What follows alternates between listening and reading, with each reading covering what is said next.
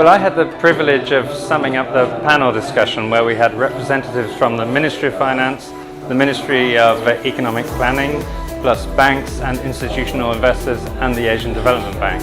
And what really came across very strongly is the passion there is in the private sector. After all, we're the B20 representing the private sector to really play its part in solving the world's problems, not just the infrastructure gap, but also climate change and inclusive development. But also we had a really good recognition from government and multinational development banks of the part that they have to play in improving project preparation and as the ADB said, creating the pipeline to help channel private investment into public infrastructure.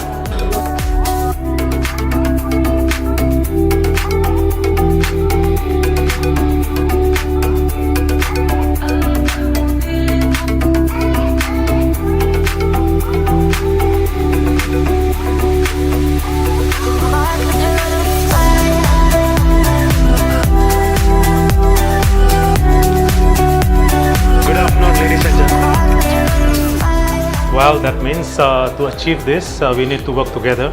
It cannot be just a single person or single country or single company's work. It also means that we cannot do this in a small way. I think we heard Mark Andre from CDPQ said that you start small, but eventually you need this to be at scale.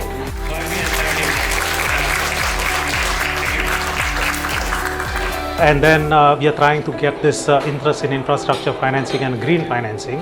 Of course, green financing has become more important with the transition plan. The one that a couple of people mentioned this. It has to be just, it has to be affordable, and it has to be inclusive. And how we bring this together. So it's important that the green financing part that it has to be through collaboration, through cooperation, and then it has to be at scale.